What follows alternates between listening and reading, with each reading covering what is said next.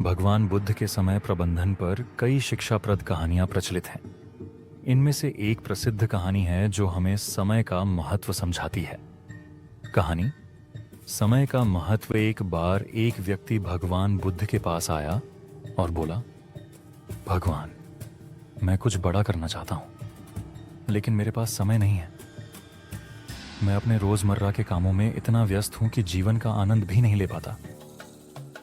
कृपया मुझे बताइए कि मैं अपना समय कैसे प्रबंधित करूं। भगवान बुद्ध मुस्कुराए और उस व्यक्ति से कहा, मैं तुम्हें एक सवाल पूछता हूं। अगर तुम्हारे पास पूरे दिन का समय है और तुम इसे 3 हिस्सों में बांटते हो, पहला काम के लिए, दूसरा आराम के लिए और तीसरा स्वयं के विकास के लिए, तो क्या यह संभव होगा? व्यक्ति ने सोचा और कहा, हाँ, अगर मैं सही योजना बनाऊं तो यह संभव है। बुद्ध ने कहा, जीवन में सबसे महत्वपूर्ण बात यह है कि तुम्हें यह समझना होगा कि समय सीमित है।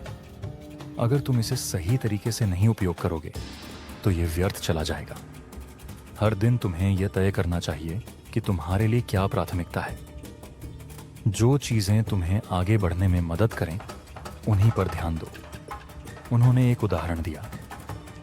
मान लो तुम्हारे पास एक खाली घड़ा है। अगर तुम पहले उसमें छोटे कंकड़ डाल दोगे तो बड़े पत्थरों के लिए जगह नहीं बचेगी। लेकिन अगर तुम पहले बड़े पत्थर डालते हो और फिर छोटे कंकड़, तो सब कुछ उसमें समा जाएगा। यही तुम्हारे समय के साथ है। सबसे पहले महत्वपूर्ण काम करो, फिर बाकी कामों को समय दो।